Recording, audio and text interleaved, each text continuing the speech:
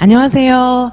자, 수험생 선생님들, 오늘 다시 한번 선생님들께 정말 꼭 선생님들께서 한 분이라도 반드시 빨리 합격하시기를 바라는 그런 마음에서 정말 한 가지 당부드립니다. 그것은 문제를 풀어야 합격하실 수 있다는 것입니다. 자, 선생님들, 정말 시험장에 가서 한 번에 바로 붙고 싶으십니까? 그리고 그동안 계속 떨어지셨다면 이번만큼은 반드시 합격하고 싶으십니까? 선생님들, 제가 너무나 상식적이면서도 간곡한 부탁 한마디 드립니다. 문제를 푸셔야 합니다. 이 문제는 1월부터 시험장 들어갈 때까지 풀어야 됩니다. 자, 누가 봄에는 문제 풀지 말라고 했습니까? 그거는 마치 사이비 교주와 같은 너무나 말도 안 되는 거짓말입니다. 자, 선생님들, 우리 고3 때 생각해 보셨나요? 자, 고3 때 우리 몇 번의 모의고사를 봤습니까? 고3, 3월 달에 개학하거든요. 아시잖아요. 겨울방학이 끝나고 3월에 개학하는데 고3 첫 모의고사는 3월에 봅니다. 시험은 우리랑 비슷한 11월을 봐요. 하지만 고3 첫 모의고사는 3월부터입니다. 우리로 봐서는 1월이나 마찬가지죠. 왜냐하면 1, 2월에 걔네들은 방학이었잖아요. 3월에 개학하자마자 모의고사 봅니다. 실전 모의고사예요. 조금도 실제 시험과 큰 차이가 없는 그런 실전 모의고사를 봅니다. 학교 진도 덜 나갔을 때도 모의고사를 봅니다. 자, 우리 고3 될 때까지는 또 시험 몇 번 봤어요? 아니, 뭐 다 수험기간 뭐 고3이라 치고 우리도 고3 1년 동안에만 시험 몇 번 봤습니까? 셀 수 없어요. 모고 매일 보고 중간고사 보죠. 기말고사 보죠. 모든 과목 시간에 시험 보죠. 그 외에 학원 가서 시험 보죠. 혼자 시험 보죠. 와, 정말 시험 셀 수 없어요. 모고 출제하는 기간도 너무나 많습니다. 자, 선생님들, 그렇다면 수능 시험만 그렇게 대비하면 됩니까? 다른 모든 고등고시라든지 공무원 시험이라든지 중등 임용, 초등 임용 다 마찬가지예요. 문제를 풀지 말라고 하는 곳은 모든 시험 중에 유아임용밖에 없습니다. 말이 됩니까? 유아임용만 특별한 시험입니까? 모든 시험하고는 전혀 다른 굉장히 쉬운 시험입니까? 유아임용 시험은? 그냥 뭐 문제 따위는 안 풀고 좀 책 기본서만 좀 이렇게 넘겨보고 들어가서 붙을 수 있는 그런 저질의 시험입니까? 우리 유아임용 시험이? 아니잖아요. 상식적으로 돌아가십시오. 상식. 자, 선생님들 상식적으로 생각해 보세요. 시험 문제 많이 풀지 마라. 문제는 나중에 풀어라. 이게 말이나 될 법한 이야기입니까? 만약에 선생님들 자녀나 조카가 그런 말을 들으면서 학원에 다니면서 공부한다고 생각해 보십시오. 그 말을 와, 진리니까 따라라, 그렇게 말씀하시겠습니까? 문제를 풀어야 합격합니다. 문제를 풀지 않고는 합격할 수가 없습니다. 자, 선생님들 상식적으로 생각해 보시기 바라고요. 우리가 고3 때보다 굉장히 머리가 좋아졌습니까? 아닌데요. 우리 많이 고3 때는 정말 초롱초롱한 맑은 머리였지만 지금 많이 그때보다 뇌세포가 많이 좀 질이 떨어졌어요. 아니, 그러면 우리가 그 사이에 공부하는 능력이 엄청 좋아졌나요? 고3 때보다 공부하는 능력이 막 엄청 상승했어요? 아니지 않나요? 오히려 그때가 더 공부하는 능력은 더 좋지 않았나요? 아니면 수능이나 이런 건 너무 어렵지만은 유아임용 시험은 너무 쉽습니까? 아니잖아요. 자, 근데 왜 문제를 풀지 말라는 거죠? 답은 수험가에서 문제를 못 냈던 거예요. 문제를 낼 수 없으니까 이론을 길게 수업하는 겁니다. 문제를 출제하지 못하니까 문제를 풀지 말라고 선생님들한테 말하는 거예요. 그 말에 속지 마십시오. 자, 이제는 이지선이 나왔습니다. 많은 대학교 수준의 문제, 출제진이죠, 대학 교수들은. 자, 대학교 수준의 문제를 무한 공급합니다. 자, 그 문제들을 정말 무한 공급할 테니까 이제 그 문제를 풀고 빨리 합격하십시오.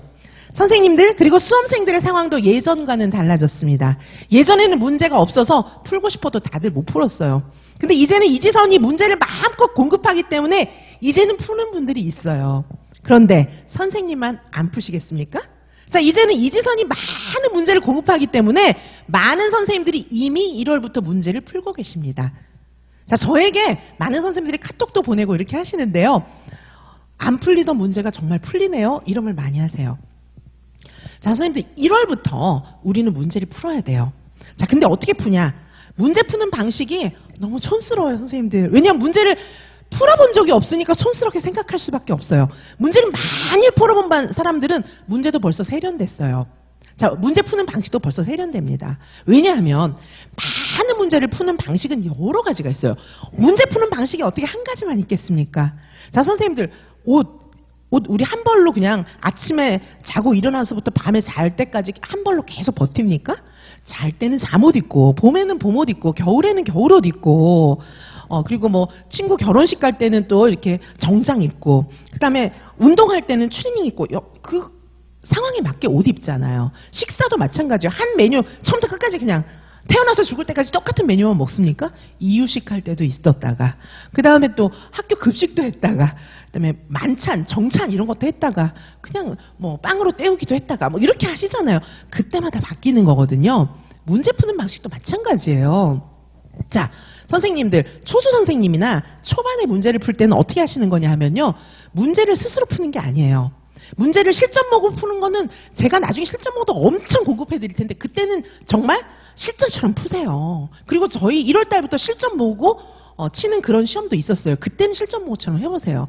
하지만 대부분의 많은 문제들은 그렇게 실전모고처럼 해서는 많은 문제를 못 풀어요. 어떻게 하냐면요, 제가 푸는 걸 보세요. 대리로 푸시는 거예요. 대리로 시험 문제를 푸는 공부를 하시는 겁니다. 자, 이러면 뭐냐 하면 시간이 굉장히 절약되고 제가 끌고 가는 거예요. 문제 푸는 거를 제가 막 해설해드리고 해설지 드리고 이렇게 하시면은, 자, 선생님들이 실전모고를 진짜로 푸는 게 아니고 이지선이 선생님들께 풀어드리는 걸 보면서 문제 푸는 걸 보면서 공부하는 거예요. 자, 그러면 어려운 문제를 이거 어떻게 풀지? 처음에 강의 듣기 전에 이거 어떻게 풀지? 이랬어요. 그런데 제가 설명하는 걸 들으면 이해가 갑니다. 자, 그런 문제가 많이 쌓이면 마치 선생님들이 푸는 거나 마찬가지가 됩니다. 자, 선생님들, 예를 들면은 파일럿 있잖아요. 비행기 조종사들. 처음에 하늘을 날기 전에, 아니, 처음에 항공대 들어갔어요. 처음부터, 야, 너 비행기 해야 되니, 비행기 조종해야 되니까, 자, 지금부터 조종석 타서, 자, 시작! 이렇게 해보세요. 그럼 얘가 어떻게 될까요? 바로 잡자마자 떨어져 죽겠죠. 젊은 그런, 그 젊은 학생들이 다 떨어져 죽으면 어떻게 해요? 절대 그렇게 안 합니다. 시뮬레이션. 처음에는요, 어떻게 하라는 설명을 듣고 이렇게 머릿속으로 상상해 보는 거예요. 자, 그 다음에는 진짜처럼, 왜 우리 오락하는 거 이런 거 같은 거 있잖아요. 시뮬레이션을 해보고, 나중에 옆에 타보고, 진짜 자신이 조종을 하는 것은 나중이에요. 많은 숙달 기간을 거치는데, 그게 대리로 내가 배우는 거예요. 자, 우리 문제풀이도 마찬가지예요. 바로 실전에 나갈 수 있겠지만, 우리는 뭐 떨어져 죽는 건 아니니까. 하지만 실전에 바로 나가서는 몇 문제 풀지도 못해요. 그러면 문제를 안 풀고 있다가 나중에 여름부터 문제를 풉니까? 뭐 그런 수험가가 다 있어요. 저는 태어나서 그런 수험가는 유아이명 수험가 외에는 본 적이 없습니다. 자, 문제는 1월부터 풀어야 돼요. 아니, 그러면 비행기 조종하는 사람들이 계속 비행기 조종에 대해서 아무것도 공부 안 하다가 항공대 1학년 1학기부터 아무것도 안 하다가 나중에 진짜 하늘 날 때 돼서 비행기 조종합니까? 그럼 정말 말도 안 되죠. 자, 이게 상식이에요, 선생님. 상식적으로 생각해 보세요. 문제를 풀어야 합니다. 근데 제가 너무 자괴감을 느끼는 게, 아니, 문제 풀으라는 얘기가 뭐 대단한 얘기라고, 문제를 풀어야 합격한다는 얘기를 하는데 이렇게 선생님들을 설득해야 됩니까? 이게 왜냐하면 단체로 무슨 주사 맞은 것 같아요. 유아이명 수험가는 단체로 주사 맞은 수험가입니다. 상식적으로 생각하지 않아요. 상식이 통하지 않게 이상하게 얘기해놨어요. 자, 그것은 교육사회학 이론에도 근데 그런 말이 있어요. 옛날부터 학교나 교육계에는 그런 거짓말이 있어 왔습니다. 그건 뭐냐 하면 맥닐이라는 사람이 얘기했어요. 교육사회학자입니다. 맥닐의 방어적 수업이라는 게 있어요. 맥닐의 방어적 수업. 이게 무엇인지 아십니까? 교육사회학자입니다. 교사가 수업을 하는데 교사도 뭔가 부족함이 있잖아요. 숨기고 싶은 게 있잖아요. 수업에서 다 대답 못하는 사람들도 많잖아요. 그래서 일부러 특정 부분은 빼고 안 가르치는 거예요. 자, 사실 이런 방어적 수업, 사실 거짓말하는 사람들, 그리고 특별히 수험생, 학생을 위해서가 아니라 교사인 나를 위해서 수업을 진행하는 방식이 원래 있어요. 근데 이거는 학교 수업 얘기예요. 학교 수업. 공교육기관의 학교 수업 얘기지 학원과에서는 철저하게 내 수강생들 붙게 해줘야죠. 실력이 모자라면 공부해서라도 해야 될 거 아니겠습니까? 자기가 못하면 자기 친구 막 그죠? 막 팔을 비틀어서라도 문제 내게 해갖고 공급해야 되는 거 아닙니까? 안 그러면 강의를 하지 말아야죠. 왜 수험생들의 시간을 낭비하게 합니까? 네, 정말 이거는 사실은 학교 수업 얘기예요. 공교육기관의 교사들. 그래서 맥릴이라는 사람이 원래 교사란 방어적 수업을 하는 이상한 부류들이 있다. 이렇게 얘기를 했어요. 근데 이거 공교육기관인데 학원에서 이렇게 하는 거는 정말 말도 안 되는 거죠. 자, 선생님들 다시 상식으로 돌아가서 생각해 보십시오. 문제를 많이 푼 사람이 합격하겠습니까? 기본서만 쭉 앉아서 유체이탈, 기본서 본 것 또 보고 본 것 또 보고 하면은 정신은 어딜 가고 육체만 앉아 있는데 집중도가 확 떨어져요. 누가 합격하겠습니까? 자, 선생님들 조카에게 야, 너 문제 풀지 마. 계속 이론만 공부하다가 나중에 모고 한 달 전에 문제 풀고 들어가. 그렇게 얘기하시겠습니까? 자, 선생님들 조카가 고1이나 고2면은 문제 안 풀리겠습니까? 고3 됐어요.